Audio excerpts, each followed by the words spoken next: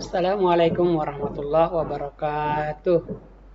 Jumpa lagi dengan saya Pak Hamzah, guru dari SDIT Ar-Rahmah.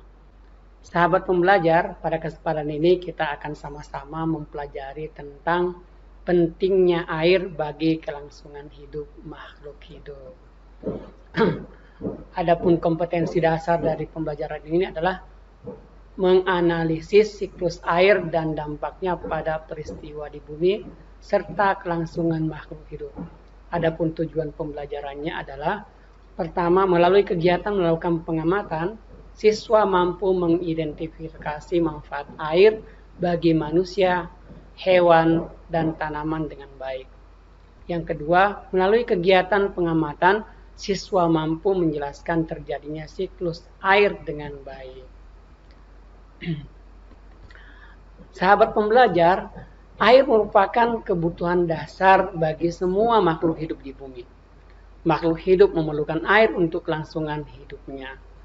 Jadi, semua makhluk hidup baik manusia, hewan, maupun tumbuhan memerlukan air dalam proses keberlangsungan hidupnya. Berikut contoh pemanfaatan air oleh makhluk hidup. Pertama kita lihat ada gambar tanaman ya. Jadi air hujan yang meresap ke dalam tanah akan disimpan sebagai cadangan air bagi makhluk hidup. Ya, jadi air akan meresap ke dalam tanah dan disimpan sebagai cadangan air bagi makhluk hidup. Air dalam tanah akan diserap oleh tumbuhan untuk proses fotosintesis. Ya. Kemudian air mengalir dan memenuhi sungai dan danau yang berguna untuk aktivitas berbagai makhluk hidup yang ada di dalamnya.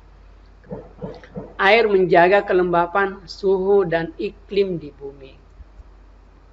Ya. Manfaat air bagi kebutuhan manusia seperti terlihat pada gambar. Pertama untuk minum, yang kedua untuk mandi, berikutnya untuk mengepel lantai, mencuci baju, mencuci piring, memasak, dan banyak lagi manfaat air yang lainnya yang belum sempat disebutkan pada kesempatan kali ini. Kemudian coba perhatikan pemanfaatan air pada gambar-gambar berikut ya. Nah, ini kita lihat ada orang sementara main arum jeram ya. Kemudian gambar kedua ini adalah gambar sebuah waduk ya yang menampung air yang kemudian digunakan untuk PLTA. Gambar berikutnya ini gambar hewan yang memanfaatkan air sebagai minuman. Kemudian manfaat lainnya adalah air digunakan untuk mencuci tangan oleh manusia. Kemudian ini kita lihat air juga di sini juga digunakan sebagai sarana transportasi. Nah, kira-kira apa ya akibatnya jika tidak ada air di muka bumi? Ayo tebak. Sahabat pembelajar, seperti pada awal tadi saya sampaikan bahwa air merupakan sumber kehidupan di muka bumi. Makhluk hidup membutuhkan air setiap harinya. Kita sudah menggunakan air setiap hari sejak kita lahir sampai sekarang.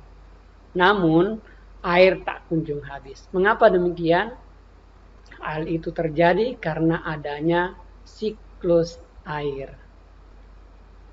Nah, sahabat pembelajar, siklus air adalah proses perputaran air yang terjadi terus-menerus dari permukaan bumi ke atmosfer lalu kembali ke permukaan bumi.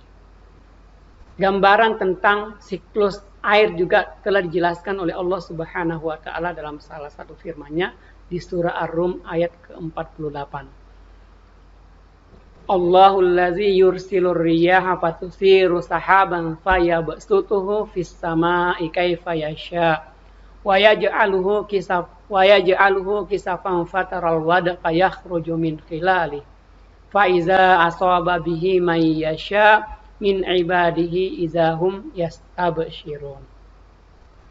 Allah yang mengirimkan angin, lalu angin itu menggerakkan awan dan Allah membentangkannya di langit menurut yang Dia kehendaki dan menjadikannya bergumpal-gumpal, lalu engkau lihat hujan keluar dari celah-celahnya. Maka apabila Dia telah menurunkannya kepada hamba-hambanya yang Dia kehendaki, tiba-tiba mereka bergembira. Sahabat pembelajar, proses terjadinya siklus air dapat kita gambarkan seperti pada bagian berikut.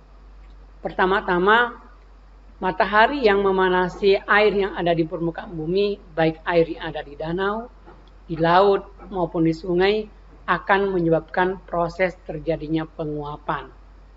Nah, proses terjadinya penguapan seperti ini kita namakan evaporasi. Selanjutnya, air yang ada di dalam tanaman juga mengalami hal serupa, yakni mengalami penguapan.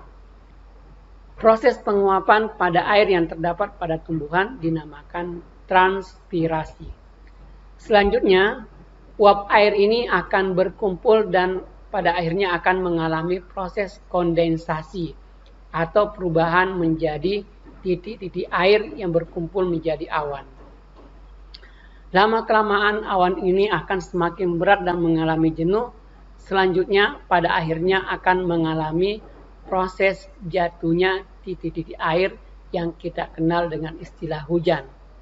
Dalam siklus air, proses ini kita sebut dengan presipitasi. Sahabat pembelajar, selanjutnya air yang turun ke permukaan bumi ada yang mengalir ke sungai, ke laut, ke danau, dan ada juga yang menyerap ke dalam tanah. Nah, proses terjadinya penyerapan air ke dalam tanah kita sebut dengan infiltrasi.